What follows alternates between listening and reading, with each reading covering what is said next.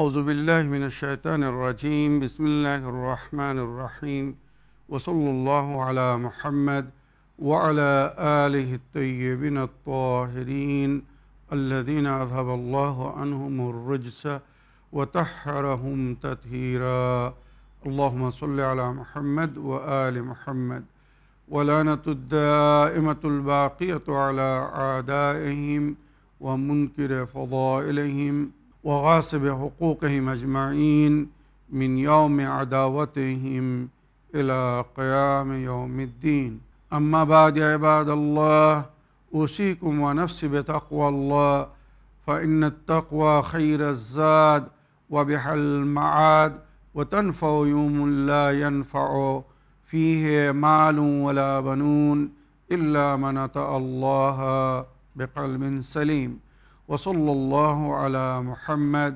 وعلى آله الطيبين الطاهرين اللهم صل على محمد وآل محمد আমার প্রিয় দর্শক ও শ্রোতাবৃন্দ আসসালামু আলাইকুম ওয়া রাহমাতুল্লাহি ওয়া বারাকাতুহু আপনাদের সকলকে আন্তরিক সালাম ও শুভেচ্ছা জানিয়ে আজকের অনুষ্ঠান ইসলাম ইন বাংলায় আপনাদেরকে স্বাগতম জানাই। আশা করি আপনারা যে যেখানে আছেন ভালো আছেন, কুশল ও মঙ্গলে আছেন, সুখে থাকুন, শান্তিতে থাকুন, সমস্ত প্রকারের দুঃখ কষ্ট থেকে মুক্তিতে থাকুন। আল্লাহ রব্বুল আলামিনের কাছে এই কামনা করি। যারা অসুস্থ আল্লাহ তাদেরকে সুস্থতা দান করুন, যারা ঋণে ভুগছে আল্লাহ তাদেরকে ঋণ মুক্তি করুন। ওইরূপ যাদের জীবনে কোনো প্রকারের অভাব বা অশান্তি আছে আল্লাহ রব্বুল আলামিন তাদের সকলের জীবনে সুখ শান্তি দান করুন ও সকলের মনোকামনা আশাকে পূরণ করুন। আমিন ইয়া রাব্বাল আলামিন। এই দোয়ার সঙ্গে আজকের পর্ব শুরু করতে চলেছি। আজও আমি বিনা কোনো ভূমিকায় সরাসরি আপনাদের পাঠানো প্রশ্নের উত্তর দিতে চাই। তাই আসুন দেখি কোথা থেকে কে কী প্রশ্ন করছেন। আগে একটি বা দুটি লিখিত চিঠি পড়ব, তারপরে ইনশাল্লাহ আপনাদের পাঠানো অডিও রেকর্ডিং প্লে করব। মাওলানা সাহেব সালামুন আলাইকুম, আমি কলকাতা থেকে কারি ইনামুল হক লিখছি। মাওলানা সাহেব, আমি একটি বিষয়ে বিস্তারিতভাবে জানতে চাই, আর সেটা হচ্ছে আমাদের দোয়া কবুল না হওয়ার কারণ কি? আল্লাহ তাআলা বলেছেন দোয়া করো, আমি কবুল করব। আমরা দোয়া করছি কিন্তু কবুল হচ্ছে না, ওই জন্যে আর দোয়া করতে ইচ্ছা হয় না। আপনি বলুন এর উপায় কি? ওয়ালাইকুম আসসালাম রহমতুল্লাহি ওয়া বারাকাতুহু। আমার প্রিয় ভাই কারি ইনামুল হক সাহেব, আপনার চিঠি লেখার জন্য আপনাকে অনেক অনেক ধন্যবাদ জানাই। আপনি জানতে চেয়েছেন যে আমাদের দোয়া কবুল না হওয়ার কারণ কি। আল্লাহ যেখানে আমাদেরকে কোরআনে দোয়া করতে বলেছেন, উদউনি আস্তাজিব লাকুম, আমাকে ডাকো আমি সাড়া দেব, বা আমার কাছে দোয়া করো আমি সেটা কবুল করব। তো আল্লাহ দোয়া করতে বলেছেন, আর কবুল করার স্বীকৃতি বা অঙ্গীকারও করেছেন, স্বীকৃতি দিয়েছেন। তারপরেও উনি আমাদের দোয়া কেন কবুল করছেন না? আর মনে রাখবেন, আপনার মতো অনেকেই আছে যখন পরস্পর একদিন দুদিন, এক সপ্তাহ দু সপ্তাহ, এক মাস দু মাস না, অনেক অনেক সময় বছর কি বছর ধরে দোয়া হচ্ছে বা দোয়া করছে কিন্তু দোয়া কবুল হচ্ছে না। সুতরাং বিরক্ত হয়ে দোয়া করা ছেড়ে দিচ্ছে, আমি আর দোয়া করব না। যখন আমার দোয়া কবুল হচ্ছে না তো দোয়া করে কী লাভ? যেটা আপনিও বললেন যে ওই জন্য আর দোয়া করতে ইচ্ছা হয় না। না, লা তাকনুতু মিন রাহমাতিল্লাহ, আল্লাহর রহমত থেকে নিরাশ হবেন না। ইন্নাল্লাহ ইয়াগফিরুয যুনুবা জামিয়া, আল্লাহর কাছে যদি তওবা করা হয়, আন্তরিকতার সঙ্গে আল্লাহর সামনে প্রার্থনা করা হয়, তো আল্লাহ বলছেন নিরাশ হও না। ইব্রাহিম নবী দোয়া করছিলেন 70 বছর, বা রাওয়ায়াত হিসেবে 80 বছর দোয়ার করার পরে ওনার দোয়া কবুল হয়েছিল। ওইরূপ শোয়েব নবী 22 বছর ধরে দোয়া করেছিলেন, তারপরে ওনার দোয়া কবুল হয়েছিল। আমাদের নবীর সম্পর্কেও অনেক কিছু লেখা হয়েছে, বা অনেক নবীদের সম্পর্কে। আমি সাধারণ মানুষের কথা বলছি না, কিন্তু এগুলো আমি ওনাদের কথা বলছি যারা আল্লাহর ওলি ছিলেন। আল্লাহ যাদেরকে নিযুক্ত করেছিলেন নিজের বান্দাদের হেদায়েতের জন্যে, অনেক অনেক সময় তানাদের দোয়া সঙ্গে সঙ্গে কবুল হয়নি, তানাদের দোয়া কবুল হতে দেরি হয়েছে। এর পেছনেও কিছু কারণ ছিল। আল্লাহ রব্বুল আলামিন বেটার জানেন, বেহতর জানেন আমাদের জন্যে কখন এবং কি মঙ্গল। আমাদের অসুবিধা হচ্ছে যে আমরা প্রয়োজনের বেশি চাই আর সময়ের আগে চাই। হ্যাঁ, আমি হয়তো মনে করছি বা আপনি হয়তো মনে করছেন এটাই এখন উপযুক্ত সময়, এখন এটাই পেলে আমি খুশি হব, শান্তি হব, আমার সমস্যার সমাধান হয়ে যাবে। কিন্তু আল্লাহ দেখছে এটা দোয়ার সঠিক সময় নয়, এখন দিলে এক্ষুনি ফুরিয়ে যাবে, এখন দিলে এটা শেষ হয়ে যাবে। আর যখন অতি প্রয়োজনের সময় আসবে তখন তার কাছে এটা থাকবে না। মনে রাখবেন তো, আল্লাহ রাব্বুল আলামিন আমাদের মাতা পিতার চেয়ে তো বেশি আমাদেরকে ভালোবাসেন, আমাদেরকে পছন্দ করেন, আমাদের খেয়াল করেন বলে আমরা যা কিছু চাই আমাদেরকে দেন না। বাচ্চারা জেদ করে, কান্নাকাটি করে, মাতা পিতার কাছে অনেক কিছু দাবি করে। মাতা পিতারা কি সব কিছু বাচ্চাদের জেদকে পুরো করে দেয়? যে সমস্ত বাচ্চাদের জেদ পুরো করা হয়, আজ তাদের পরিণাম দেখুন, অবস্থা দেখুন, তারা কি ভয়ঙ্কর জীবনযাপন করছে। আমাদের জন্য কি মঙ্গল আর কি অমঙ্গল আমাদের মাতা পিতার চেয়ে তো যে আমাদেরকে সৃষ্টি করতে চাই আল্লাহ বেহতর জানে যে আমি কি পেলে বা আমাকে কি দিলে আমার মঙ্গল হবে, আমার কল্যাণ হবে, আমার জীবনে উন্নতি হবে। হয়তো আমি এমন জিনিস চাচ্ছি, আমার নজরে সেটা খুব ভালো, যেমন বাচ্চার নজরে গান খুব ভালো, বাচ্চার নজরে যেটা সে চাচ্ছে সেটা খুব ভালো, কিন্তু মুরব্বীরা সেটা কখনো তাকে দেন না, যেটা তার জন্য তারা অমঙ্গল বা খারাপ মনে করেন। ওইরূপ আল্লাহ যখন আমাদের জন্য কোনো জিনিসকে অমঙ্গল মনে করেন, খারাপ মনে করেন, আমরা হাজার চাইলেও আমাদেরকে দেন না। এক নম্বর, এটা মনে রাখবেন। দ্বিতীয়, নবী করিম সাল্লাল্লাহু আলাইহি ওয়াসাল্লামের কাছে বা আহলে বাইতের কাছেও এই ধরনের প্রশ্ন হয়েছিল যে আমাদের দোয়া কেন কবুল হচ্ছে না। নবীর আহলে বাইত বলেছেন তোমাদের দোয়া কবুল না হওয়ার অনেক কারণ আছে। ইমামে জাফর সাদিক আলাইহিস সালাম দোয়া কবুল না হওয়ার কিছু কারণ বলেছেন।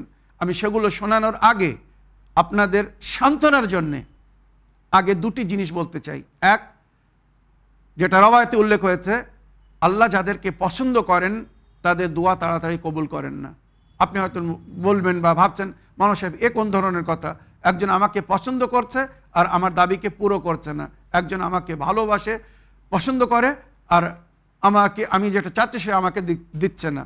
মনে রাখবেন, এখানে রওয়ায়াতে উদাহরণ দেওয়া হয়েছে, তোমার বাড়িতে কোনো ফকির এসেছে, প্রয়োজনীয় ব্যক্তি এসেছে, কিছু নিতে এসেছে, কিছু চাইতে এসেছে, যেটা উদাহরণ দিয়ে ইমামরা বা আহলে বায়তরা বুঝিয়েছেন। আর সে এসে খুব সুন্দর সুরে, খুব সুন্দর আওয়াজে হামদোসানা করছে, নাত পড়ছে, দরুদ পড়ছে, কাসিদা শোনাচ্ছে, আপনাকে শুনতে খুব ভালো লাগছে। একবার নিজের কাছে নিজে জিজ্ঞাসা করুন, ওই যে ব্যক্তি এসে আপনার সামনে হামদোসানা করছে, আল্লাহর হামদোসানা করছে, নাতে ইলাহি পড়ছে, আহলে বায়তের কাসিদা পড়ছে, আপনি ওই ব্যক্তিকে সঙ্গে সঙ্গে কিছু দিয়ে তাড়িয়ে দেবেন না অপেক্ষা করবেন? হয়তো সে যতটা আশা রাখে বা আশা নিয়ে এসেছে তার চেয়ে হয়তো আপনি বেশি দেবেন, কিন্তু আগে তার কাছ থেকে কিছু হামদোসানা, নাত শুনবেন, কাসিদা শুনবেন, কেননা ভালো লাগছে বলে আপনি তাকে সঙ্গে সঙ্গে দিবেন না, আরও যাতে সে দাঁড়িয়ে থেকে বা বসে থেকে এগুলো শোনায়। এইরূপ ইমামরা বলেছেন, আহলে বায়ত বলেছেন, আল্লাহ যখন কোনো বান্দার আওয়াজকে পছন্দ করেন, কোনো বান্দাকে নিজের দরবারে দেখতে চান, পছন্দ করেন, আল্লাহ রাব্বুল আলামিন তাকে সঙ্গে সঙ্গে দিয়ে দেন না, তার দোয়া কবুল করেন না। কেননা দিলে সে চলে যাবে, হয়তো সে পরক্ষণ আর আসবে না, এইভাবে হামদোসানা করবে না, এইভাবে নাত পড়বে না, এইভাবে কাসিদা করবে না। এটা কিন্তু সব রওয়ায়াতে উল্লেখ হয়েছে। এর উল্টো, যদি কোনো ব্যক্তি আপনার দরবারে আসে, আপনার বাড়িতে এসে সে ভয়ঙ্কর আওয়াজে কিছু দাবি করছে, আর আপনি জানেন যতক্ষণ একে দিবেন না এইভাবে চিল্লাতে থাকবে, এমন সুরে সে হয়তো কিছু গাচ্ছে, পড়ছে, যেটা আপনার শুনতে ভালো লাগছে না, তার আওয়াজ ভালো না, দেখতে ভালো না, মানে কোনো জিনিস এমন না যেটা অ্যাকসেপ্টেবল, মানে যাকে দেখে আপনি তাকে আরও 2 মিনিট সেখানে দাঁড়াতে দেবেন, নাছাড় বান্ধা, না দিলে এখান থেকে যাবে না। তখন কি করবেন? যেই আসবে সঙ্গে সঙ্গে বলবেন যে কি অল্প কিছু দিয়ে তাড়িয়ে দাও, বেশি দেবেন না, অল্প কিছু দিয়ে সরিয়ে দেবেন। আল্লাহ আমাদের মধ্যে অনেকের সঙ্গে এমন করে, যাকে আল্লাহ নিজের দরবারে বেশিক্ষণ দেখতে চায় না, পছন্দ করে না, যার আওয়াজ শুনতে ভালো লাগে না, কিন্তু সে জানে এই বান্দা ফরিয়াদ করতে থাকবে, চিল্লাতে থাকবে, যতক্ষণ একে না দেওয়া হবে এইভাবে ফরিয়াদ করবে। তখন ফেরেশতা বলে একে সামান্য কিছু দিয়ে আমার দরবার থেকে একে তাড়িয়ে দাও। তো আল্লাহ যাকে ভালোবাসে তার দোয়া তাড়াতাড়ি অনেক সময় এই জন্য কবুল করে না, যাতে সে বেশি সময় আল্লাহর দরবারে থাকে, কারণ আল্লাহ তাকে নিজের দরবারে দেখতে চায়। আর যাকে অপছন্দ করে আল্লাহ তাকে তাড়াতাড়ি দিয়ে সরিয়ে দেয়। এগুলো বোঝার প্রয়োজন আছে। দ্বিতীয় যেটা রওয়ায়াতে উল্লেখ হয়েছে, হাসরের ময়দানে অনেক লোককে নেকির উপহার দেওয়া হবে, বড় বড় উপহার দেওয়া হবে। তো ওই ব্যক্তি জিজ্ঞাসা করবে, হে আমার প্রতিপালক, এই নেকি আমি কবে করেছিলাম? মনে করুন একটা মসজিদ তৈরি করার যে নেকি, যে সওয়াব তাকে দান করা হবে, একটি ইমাম বাড়ি তৈরি করার যে সওয়াব বা নেকি তাকে দান করা হবে, একটি স্কুল বা কলেজ তৈরি করার, হসপিটাল তৈরি করার যে নেকি বা সওয়াব তাকে দান করা হবে। এইভাবে বড় বড় নেকির সওয়াব তাকে দান করা হবে। এরা কারা জানেন? তারা অবাক হয়ে জিজ্ঞাসা করবে যে এই নেকি আমি কবে করেছিলাম? এটা তো আমি করিনি, আর আমাকে এই সওয়াব দান করা হচ্ছে। তখন আল্লাহর ফেরেশতারা তাকে বলবে আল্লাহর তরফ থেকে, এই নেকিগুলো আপনি করার ইচ্ছা রাখতেন, আশা রাখতেন, আল্লাহর কাছে দোয়া করতেন, হে আল্লাহ আমাকে পয়সা দিন, ধন দৌলত দিন, আমি যাতে একটা মসজিদ তৈরি করে দিতে পারি, একটা ইমামবাড়ি তৈরি করে দিতে পারি, একটা আজাখানা করে দিতে পারি, একটা হসপিটাল তৈরি করতে পারি, একটা স্কুল কলেজ করতে পারি যেখানে বাচ্চারা শিক্ষা লাভ করবে, বা সাধারণ পাবলিকের স্বার্থে যেগুলোর থেকে মানুষরা লাভবান হবে, পানির নল লাগিয়ে দিতে পারি, কোরআন দিতে পারি, গাছ লাগাতে পারি, অনেক কিছু আছে ইসালে সওয়াবের জন্য, যেগুলো আমি অনেকবার বলেছি। তো আপনি সেগুলো করার ইচ্ছা রাখতেন, কিন্তু আল্লাহ আপনাকে দেখছিল যে একে যদি এখন 10 লাখ টাকা দিয়ে দেই, এ বলছে মসজিদ তৈরি করবে, কিন্তু হয়তো 5 লাখ টাকা মসজিদে খরচ করবে আর 5 লাখ টাকা নিজের কাজে খরচ করবে। কি হয়তো পয়সা পাওয়ার পরে শয়তান একে পথভ্রষ্ট করে দেবে, এর মন ঘুরিয়ে দেবে, তখন বলবে আগে বাড়ি তৈরি করে নেই সুন্দর, পরে মসজিদ তৈরি করব। তা আল্লাহ তাকে দুনিয়ায় দেয়নি, কেননা তার শয়তান মন ঘুরিয়ে দিত, সে দ্বিমত হয়ে যেত, সে ওই নেকি করতো না। ওই জন্য আল্লাহ তাকে দুনিয়াতে দেয়নি, তার সব তার খাতায় লিখে দিয়েছে। ওই জন্য আল্লাহর সম্পর্কে বলা হচ্ছে আল্লাহ অতি দয়াময়, অতি করুণাময়, অতি ভালোবাসে, যে নেকির নিয়াত করলে সঙ্গে সঙ্গে তার একটা সওয়াব লিখে দেওয়া হয়। আর সেটাকে যখন কেউ কমপ্লিট করে, পুরো করে, তো সেই সওয়াবকে 10 গুণ বেশি করে দেওয়া হয়। কিন্তু যাদের সম্পর্কে আল্লাহ জানে যে একে যদি আমি দুনিয়ায় দিই তো এ নিজের ওয়াদা পুরো করবে না, এ যে জন্য আমার কাছে পয়সা চাচ্ছে এ সেটা করবে না, বা শয়তান একে করতে দেবে না, তাই আল্লাহ তার দোয়া কবুল করেন না, কিন্তু তার জন্য সওয়াব লিখে দেন। আল্লাহ সবার অন্তর থেকে খবর রাখেন, নাহনু আকরাব ইলাইহি মিন হাবলিল ওয়ারিদ, এই আমাদের জীবন রেখার চেয়ে তো আল্লাহ আমাদের নিকটে বেশি। তাহলে আল্লাহ আমাদেরকে যখন জানছেন, দেখছেন যে আমরা কি করলে বা কি পেলে খুশি হব আর কি পেলে আমরা কষ্ট পাবো বা আমাদের জীবনে অশান্তি আসবে। তো এই যাদের দোয়া দুনিয়ায় কবুল হচ্ছে না, এই দোয়ার পরিপূর্ণ সওয়াব বা এই দোয়া যে যা কিছু আমরা এখানে চাচ্ছি সেটা যদি নেক আমাদের দাবি হয়ে থাকে, হালাল দাবি হয়ে থাকে, বৈধ দাবি হয়ে থাকে, তো সেটা আমরা পরকালে পাবো। আর এখানে পেয়ে হয়তো আমরা যত খুশি না হতাম, পরকালে যেখানে সামান্য নেকির জন্য মানুষ তরসাবে, অপেক্ষা করবে, আশা করবে যে আমাকে সামান্য একটু কেউ নেকি দিক, সেখানে যদি নেকির পাহাড় উপহার দেওয়া হয়, তখন প্রতি বান্দার দিল থেকে এই আওয়াজ উঠবে আর শুকরিয়া আদায় করবে নিজের প্রতিপালকের, আল্লাহ তোমার হাজার শুকুর যে তুমি দুনিয়ায় আমাকে দেওনি, আমার দোয়া কবুল করনি, কারণ আমার দুনিয়ায় যদি আমার দোয়া কবুল করে আমাকে দিয়ে দিতে, তো আজ আমি এটা পেতাম না যেটা আমার এখন প্রয়োজন। মনে রাখবেন, এই দুনিয়া সামান্য কিছুদিনের, আজ আছি, কাল আমরা কেউ থাকবো না, কিন্তু যেটা এর পরকাল, এর পরে শুরু হবে, সেটা হচ্ছে চিরস্থায়ী স্থান, সেখানে কোনো মৌত নেই, কেউ আর মরবে না। তো সেখানে যদি চিরস্থায়ী আরাম দেওয়া হয়, তো সেটাই আমাদের জন্য অনেক মঙ্গল হবে, অনেক উত্তম হবে। ওই জন্যে অনেক বান্দার দোয়া, এই দোয়া দুনিয়ায় কবুল হয় না। আশা করি তারা সান্ত্বনা পেয়েছেন, তাদের মন শান্তি পাবে এই কথাগুলো শোনার পরে। যারা এই দুনিয়ায় অনেক কিছু চাচ্ছে, কিন্তু আল্লাহ হয়তো তাদেরকে ভালোবাসে বলে, পছন্দ করে বলে, তাদের পরকালকে সুন্দর দেখতে চায় বলে, সেগুলো এই দুনিয়াতে তাদেরকে দিচ্ছে না। লা নাবলুয়ান্নাকুম বিশাইইন মিনাল খাউফি ওয়াল জুই ওয়া নাকসুম মিনাল আমওয়ালি ওয়াল আনফুসি ওয়াস সামারাত ওয়া বাশশিরিস সাবিরিন আল্লাযিনা ইযা আসাবাতুহুম মুসিবা ক্বালু ইন্না লিল্লাহি ওয়া ইন্না ইলাইহি রাজিউন। আল্লাহ রাব্বুল আলামিন বলছেন, আমি আমার বান্দাদের পরীক্ষা নেব, ধন দৌলত নিয়ে, ভয়ের মধ্যে রেখে, শান্তি দান করে, সন্তানাদি দিয়ে, আবার সন্তানাদি কেড়ে নিয়ে, মালমাত্রা কেড়ে নিয়ে, বিভিন্নভাবে আল্লাহ এই দুনিয়ায় আমাদের পরীক্ষা নিচ্ছেন। তাবারাকাল্লাযী বিয়াদিহিল মুলক, আল্লাযী খালাকাল মাউতা ওয়াল হায়াত লিয়াবলুয়াকুম আইয়ুকুম আহসানু আমালা। সূরা মুলকের প্রথমেই ইরশাদ হচ্ছে আল্লাহ আমাদেরকে এই দুনিয়ায় হায়াত দান করেছেন। কেন? হায়াত ও মওত কেন দিয়েছেন? আমাদের পরীক্ষা নেওয়ার জন্যে। আল্লাহ জানেন যে আমাদের মধ্যে কে কোন স্থান প্রাপ্য হবে, তবুও প্রমাণ বা সাক্ষী রাখার জন্য এই দুনিয়ায় আমাদেরকে হায়াত ও মওত দিয়েছেন। আর আল্লাহ দেখতে চাচ্ছেন আমরা কে নেকি করবে আর কে বদি করে যাবে। তো মনে রাখবেন আমাদের দোয়া না কবুল হওয়ার অনেক কারণ আছে। এর মধ্যে ইমামে জাফর সাদিক আলাইহিস সালামের যে রওয়ায়াত উনি নিজের জাদ মাওলা আলী আলাইহিস সালামের থেকে নকল করে বর্ণিত রওয়ায়াতটা বলছেন, আমি শুধু পড়ে তার তর্জমা করে দিয়ে দিচ্ছি, মনে হয় এর বেশি ব্যাখ্যা করার প্রয়োজন হবে না। রওয়ায়াত শুনুন। সাহাবী আসছে ইমামের কাছে, সাহাবী এসে ইমামের কাছে প্রশ্ন করছেন, লিমাদ আলাম ইস্তাজাব আদ-দুআ ফা আজাবা কায়লান, আমাদের দোয়া কেন কবুল হয় না? তখন উনি জবাব দিলেন, ইমামের কাছে যখন প্রশ্ন হলো উনি ইমাম জবাব দিলেন, আরাফতুমুল্লাহ ফালাম তুয়াদ্দু হাক্কা, তোমরা আল্লাহকে চিনেছো, আল্লাহকে মেনেছো, আল্লাহর উপরে ঈমান এনেছো, কিন্তু আল্লাহর যে হক সেটা আদায় করনি, আল্লাহর হুকুমকে পালন করনি, আল্লাহর হুকুমকে মেনে চলনি বলে তোমাদের দোয়া কবুল হচ্ছে না। কারাতুমুল কোরআন ফালাম তা'মালু বিহি, তোমরা কোরআন পড়ছো কিন্তু কোরআনের উপরে আমাল করছো না। এটাই কিন্তু অধিকাংশ উম্মতের অবস্থা। তারা কোরআন পড়ছে কিন্তু কোরআনের উপরে আমাল করছে না বলে তাদের দোয়া কবুল হচ্ছে না, তাদের উপরে জুলুম হচ্ছে, অত্যাচার হচ্ছে। আদাইতুম হুব্বর রাসূল ফালাম তা'মালু বিসুন্নতি, তোমরা দাওয়া করো যে তোমরা নবীকে ভালোবাসো কিন্তু সেই নবীর সুন্নতের উপরে আমাল করছো না। সেই নবী যে হেদায়েতগুলো দিয়ে গেছেন, যে নবী কথাগুলো বলে গেছেন, সেগুলো ফলো করছো না। নবী যখন এই দুনিয়া থেকে যাচ্ছিলেন বলেছিলেন, ইন্নী তারিকুন ফিকুমুস সাকালাইন কিতাব আল্লাহি ওয়া ইতরাতি আহলি বাইতি মা ইন তামাসসাকতুম বিহিমা লান তাযিল্লু বাদি ওয়া লান ইফতারিকা হাত্তা ইয়ারদা আলাইয়াল হাউজ। আমি এই দুনিয়া থেকে পর্দা নিচ্ছি, পরলোক গমন করতে যাচ্ছি, আমার প্রতিপালকের ডাকে আমি সাড়া দিতে যাচ্ছি, কিন্তু আমি তোমাদেরকে এইভাবে ছেড়ে যাচ্ছি না।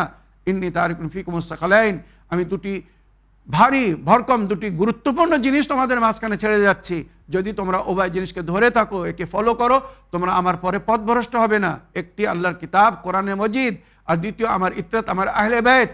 কোরআন এবং আহলে বাইতকে যদি ধরো, কোরআন এবং আহলে বাইতের দামানকে যদি ধরে থাকো, লান তাযিল্লু বাদি, তা আমার পরে কখনো পথভ্রষ্ট হবে না, কখনো গুমরাহ হবে না।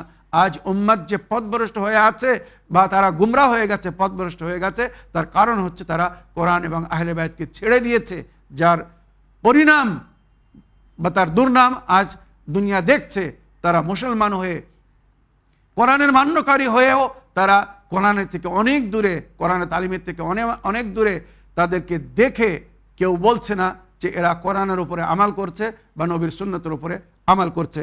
কুলতুম আন্নাকুম তাশতাকুনা ইলাল জান্নাহ ফালাম তা'মালু লাহা, তোমরা বলো যে আমরা জান্নাতে যেতে চাই, জান্নাতের আশা করছি, কিন্তু কাজ সেটা করছো না যে কাজ তোমাদেরকে জান্নাতে নিয়ে যাবে।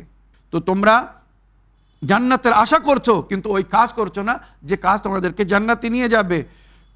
কুলতুম আন্নাকুম তাখাফুনা আন-নারা ফালাম তাহরাবু মিনহা, তোমরা বলো আমরা জাহান্নামের আগুনের ভয় করি, জাহান্নামের আগুনের ভয় করি, কিন্তু জাহান্নামের আগুন থেকে পালাচ্ছ না, পালানোর রাস্তা খুঁজছো না, জাহান্নামের আগুন থেকে বাঁচার রাস্তা খুঁজছো না। তো মনে রাখবেন আল্লাহ এই জন্য আমাদের দোয়া কবুল করছে না, কেননা এখানে আমরা পরিষ্কার আহলে বাইত বলছেন, কুলতুম আন্নাকুম তাখাফুনা আন-নারা ফালাম তাহরাবু মিনহা, তোমরা আগুনের ভয় করো, জাহান্নামের ভয় করো, কিন্তু জাহান্নাম থেকে পালাচ্ছ না। জাহান্নাম থেকে বিরত থাকার জন্য যে কাজ করতে হবে সেই কাজগুলো তোমরা করছো না, বরং তোমরা সেই কাজ করছো যে কাজ তোমাদেরকে জাহান্নামের দিকে নিয়ে যাচ্ছে। প্রতি স্টেপ তোমরা জাহান্নামের দিকে যাচ্ছ, মুখে বলছো আমরা জাহান্নামকে ভালোবাসি না, জাহান্নামকে অপছন্দ করি, আর পায়ে হেঁটে সেই দিকে যাচ্ছ। মনে করেন একজন ব্যক্তি মুখে বলছে আমি অমুক জায়গায় যেতে চাই না, আর হেঁটে যাচ্ছে সেই দিকেই, তো একে কি বলবেন? তো এরকম অবস্থা আমাদের, যে আমরা মুখে বলছি আমরা জাহান্নামের ভয় করি, কিন্তু পথ বা পা চলছে সেই পথের উপরে, এই জন্যে দোয়া কবুল হচ্ছে না। কুলতুম আন্নাকুম তাখাফুনা নারা ফালাম তাহরাবু মিনহা কুলতুম আন্নাল মাউতা হাক্কুন ফালাম তাস্তাইদ্দু লাহ, তোমরা বলো যে আমরা জানি মওত অনিবার্য, আজ নইলে কালকে মরতে হবে, মরণ সবার জন্যে, কিন্তু তারপরেও মরার জন্য প্রস্তুত হচ্ছে না। মরার জন্য কারা প্রস্তুত হবে? যাদের মনে পরিপূর্ণ বিশ্বাস এসে যাবে যে আজ হয়তো আছি, কালকে হয়তো নাও থাকতে পারি। এ আমাল্লে দুনিয়াক কান্নাকা তাইশু আবাদা व अमल आखिरतक कान्नका तमूतु गदा, जब दुनिया के लिए काम करो तो ये सोचकर कि तुम्हें मरना नहीं है, हमेशा यहीं रहना है, और जब आखिरत के लिए काम करो तो ये सोचकर कि तुम्हें हो सकता है कल मौत आ जाए, आज तुम्हारे पास आखिरी मौका है। হাদিস বলছে যখন দুনিয়ার জন্য কাজ করবে তো এইভাবে যে তোমার মওত আসবে না, তুমি এখানে চিরস্থায়ী, আর এটা অসম্ভব। তবে যখন আখিরাতের জন্য কাজ করবে এই ভেবে কান্নাকা তামুতু গাদা, কাল মারা যাবে, আজ তোমার কাছে শেষ সুযোগ, তাহলে আজকে সে কি করবে এবার ভেবে দেখুন। কোনো এমন নেকি কে সে ছাড়বে না যে তার পরকালকে সুন্দর করবে, আর এমন কোনো বদি করবে না যেটা তার পরকালকে খারাপ করবে, নষ্ট করবে, সর্বনাশ করবে, শেষ করবে। মনে রাখবেন। তো তোমরা মত হক জানো কিন্তু তার জন্য প্রস্তুত হচ্ছে না। ইনশাগলতুম বিউয়ুবিন নাস ওয়া তারাকতুম উয়ুবাকুম, তোমরা অন্যদের আয়েব খুঁজে বেড়াচ্ছ, অন্যদের খুদ খুঁজে বেড়াচ্ছ, কিন্তু নিজেদের আয়েব নিজেদের খুদ দেখছো না। তোমরা অন্যদের ভুল ভাঙার চেষ্টা করছো কিন্তু নিজেদের ভুলের সংশোধন করছো না, ওই জন্য তোমাদের দোয়া কবুল হচ্ছে না। আকালতুম নিআমাতাল্লাহ ফালাম তাশকুরু আলাইহা, তোমরা আল্লাহর নেয়ামত খাচ্ছ কিন্তু তার শুকর আদায় করছো না, ওই জন্য তোমাদের দোয়া কবুল হচ্ছে না। লা ইন শাকারতুম লা আযীদান্নাকুম ওয়া লা ইন কাফারতুম ইন্না আযাবি লাশাদীদ, তোমরা যদি নেয়ামতের শুকর আদায় করো তোমাদের নেয়ামতকে বৃদ্ধি করে দেওয়া হবে, দ্বিগুণ করে দেওয়া হবে, তিগুণ চৌগুণ বেশি করে দেওয়া হবে। আর কুফরানে নেয়ামত করলে যেটা আছে সেটাও চলে যাবে। আল্লাহর আযাব বড় কঠিন, ওই জন্য তোমাদের দোয়া কবুল হচ্ছে না। যে তোমরা নেয়ামত খাচ্ছ, যেগুলো আল্লাহ দিয়েছে তার শুকর আদায় করছো না, আরও চাচ্ছ, তো কেন দেবে সে? আও দাফনতুম আমওয়াতাকুম ফালা তা'তাবরু, তোমরা নিজের মৃতদেরকে দাফন করো কিন্তু তার থেকে ইবরাত হাসিল করো না। আজ একজন মারা গিয়েছে, তোমরা তাকে কবরস্থানে দাফন করে আসছো, একবার তাকে দাফন করার পরে ভেবেও দেখো না যে এই ব্যক্তি আজকে ছিল, গতকাল পর্যন্ত ছিল, কি আজ সকাল পর্যন্ত ছিল, এখন আর নেই, ফুরিয়ে গেছে, কবরে চলে গেছে। ওইরূপ হয়তো আমরাও আজকে আছি, কালকে থাকবো না, এখন আছি, হয়তো পরে থাকবো না। ইবরাত হাসিল করো, ওই ব্যক্তি আর কিছু করতে পারবে না। তুমি বেঁচে আছো, তোমার কাছে সুযোগ আছে, এখনো কিছু করার চেষ্টা করো। মনে রাখবেন যেটা রওয়ায়াতে উল্লেখ হয়েছে, যখন চারজন, কমসে কম চারজন মানুষ যখন কোনো মৃত ব্যক্তিকে নিজের কাঁধের ওপরে নিয়ে কবরস্থানে যায়, তো আমরা কি মনে করি যে চারজন মানুষ একজন ব্যক্তিকে তার শেষ স্থান পৌঁছে দিতে যাচ্ছে, তার শেষ স্থানে নিয়ে যাচ্ছে না। রওয়ায়াত বা মাসুমিনরা বলেছেন যখন কাউকে দাফন করার জন্য চারজন ব্যক্তি নিয়ে যায়, তো বাস্তব হচ্ছে ওই একা মৃত ব্যক্তি এই চারজন জীবিত ব্যক্তিকে তাদের শেষ স্থান দেখাতে নিয়ে যায়, যে আজ কাদের ওপরে রেখে আমাকে যেখানে নিয়ে যাচ্ছ, কাল তোমাদের চারজনকেও ওখানে যেতে হবে, তোমাদের চারজনকেও ওই কবরস্থানে যেতে হবে। সুতরাং আমি তো আর ফিরে আসবো না, আমাকে তোমরা দাফন করে চলে আসবে, আমি আর ফিরে আসার সুযোগ পাবো না, তোমরা হয়তো সুযোগ পাবে। সুতরাং যে ভুল আমি করে যাচ্ছি তোমরা যেন ওই ভুল আর করো না। এইগুলো যদি আমরা স্মরণে রাখি আর আমরা সেই হিসেবে আমাল করি, তো আমাদের দোয়া কখনো রদ হবে না। আমাদের দোয়া রদ হয় কেন? আশা করি এই যে রওয়ায়াত আপনাদেরকে শোনালাম এর থেকে আপনারা শিক্ষা লাভ করেছেন। আসুন আগের প্রশ্ন পড়ি। সালামুন আলাইকুম মাওলানা, পীর ধরে বায়াত করা আর কোনো মুজতাহিদের তাকলিদ করা কি একই জিনিস? দয়া করে সঠিকটা বলবেন। ওয়ালাইকুম আসসালাম রহমতুল্লাহ বারাকাত। আমার প্রিয় ভাই বা বোন, এখানে আমি আপনার সঙ্গে সঙ্গে আমার সমস্ত দর্শকবৃন্দদেরকে ক্লিয়ার বলতে চাই, আমাদের সমাজে যারা পীর বা মুর্শিদ হয়ে আছেন, ওনাদের মধ্যে যদি এই গুণ থাকে যেগুলো আমি রওয়ায়াত হিসেবে বলতে চাচ্ছি, কার তাকলিদ করতে হবে বা কার তাকলিদ করা শরীয়তে জায়েজ বা অনুমতি দেওয়া হয়েছে, ভালো করে শুনবেন মন দিয়ে। 1 নম্বর, সে যেন পুরুষ হয়, কোনো নারীর তাকলিদ করা যাবে না। সে যতই জ্ঞানী গুণী হোক না কেন, কোনো নারীর তাকলিদ হবে না, পুরুষ হতে হবে। বালিগ, সে যেন পরিপূর্ণ সাবালক হয়, কোনো নাবালেগের তাকলিদ করা যাবে না। আকিল, সে যেন বুদ্ধিজীবী হয়, জ্ঞানী ব্যক্তি হয়, কোনো অজ্ঞান ব্যক্তি যাদের মধ্যে বিবেক নেই, বুদ্ধি নেই, তাদের তাকলিদ করা যাবে না। তারপরে চতুর্থ, শিয়া ইসনা আশারি হতে হবে। যদি শিয়া ইসনা আশারি মানে নবী এবং নবীর আহলে বায়তের মান্যকারী না হয়, নবী এবং মাওলা আলী আলাইহিস সালাম থেকে নিয়ে শেষ ইমাম পর্যন্ত 12 ইমাম 14 মাসুমিনের যদি মান্যওয়ালা না হয়, তো তার তাকলিদ করা যাবে না। পরিষ্কার বলছি, যাদের জন্মের ঠিক নেই তাদের তাকলিদ করা যাবে না। জিন্দা হবে মানে জীবিত ব্যক্তি তাকলিদ করতে হবে, কোনো মৃত ব্যক্তির তাকলিদ করা যাবে না। আদিল হতে হবে মানে সমস্ত ন্যায় কাজের সে যেন আমিল হয়, শোনো ন্যায় কাজ যেন করে, অন্যায় থেকে যেন বিরত থাকে। মান কানা মিনাল ফুকাহায়ে সাইলান লিনাফসিহি হাফিযান লিদীনিহি মুখালিফান আলা হাওয়া মুতিআন লিআমরি মাওলা ফালিল আওয়ামি আন ইউকাল্লিদুহু। হাদিস বলছে ফুকাহাদের মধ্যে, সমস্ত মানুষ না, ফুকাহা যারা ফিকহ সমাজকে, ফিকহ শাস্ত্রকে পরিপূর্ণ রূপে জানে, জ্ঞান রাখে, কোরআন হাদিসের জ্ঞান রাখে। অনেক পীর বা মুর্শিদরা তারা কোরআনের সঠিক তর্জমা করতে পারে না, জ্ঞান তো দূরের কথা, কোরআন সঠিকভাবে পড়ে তর্জমাও করতে পারে না, তা তাফসির জানে না, আবার তারা সব পীর সেজে বসে আছে, মুর্শিদ হয়ে এরশাদ করছে, হেদায়েত করছে। মনে রাখবেন, কোরআনের জ্ঞান থাকতে হবে, হাদিসের জ্ঞান থাকতে হবে, আর সমস্ত প্রকারের দ্বীনি ইনফরমেশন, মালুমাত তার মধ্যে থাকে। সে যেন নিজের নাফসের হেফাজত করে, কোনো গুনাহ যেন জীবনে না করে, সমস্ত প্রকার গুনাহ থেকে বিরত থাকার যেন সে চেষ্টা করে বা বিরত থাকে।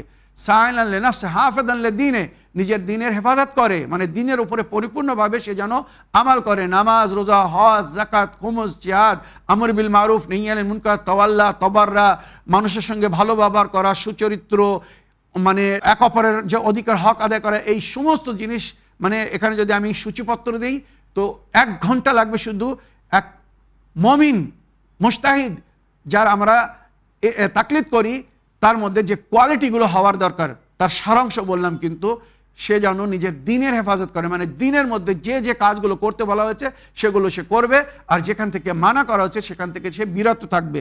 মান কানা মিনাল ফুকাহায়ে সাইলান লিনাফসিহি হাফিযান লিদীনিহি মুখালিফান লিহাওয়া, নিজের মনোকামনা ও ইচ্ছার বিরোধিতা করবে।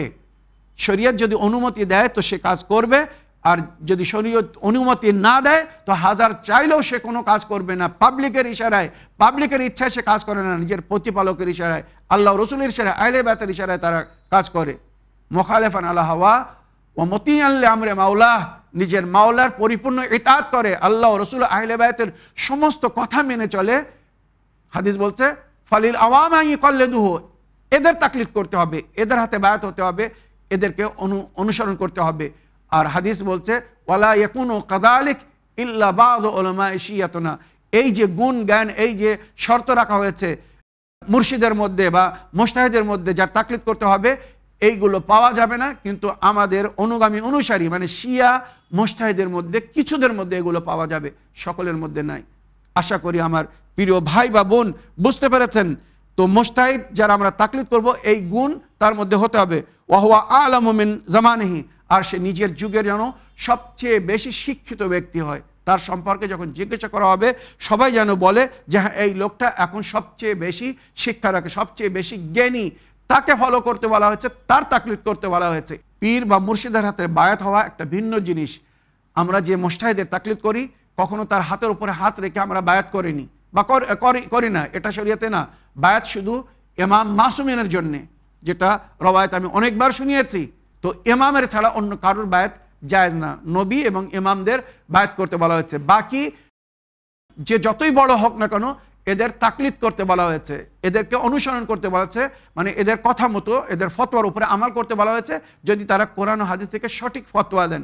যদি কোরআন ও হাদিস থেকে সঠিক ফতোয়া না দেন, নিজের মনো ইচ্ছার উপরে ফতোয়া দেয়, তো সেগুলো পালন করা যাবে না। তো আমার প্রিয় ভাই বা বোন আশা করি বুঝতে পেরেছেন যে তাকলিদ কি আর পীরের মুরিদ হওয়া কি জিনিস, দুটোর মধ্যে অনেক পার্থক্য। আশা করি আপনারা প্রশ্নের উত্তর পেয়েছেন। এবার একটা শেষ অডিও প্লে করি। আসসালামু আলাইকুম রহমতুল্লাহ বারাকাতুহু। আমি খেজুরি থানা থেকে আরিফ ভাই বলছি। বড় ভাইজান এবং রোশন আলী ভাইজান, আপনাদের উপরে আমার হাজারো সালাম রইল। বড় ভাইজান, আমার একটা বিষয় জানার আছে। বড় ভাইজান, এই যে রমজান মাসের রোজা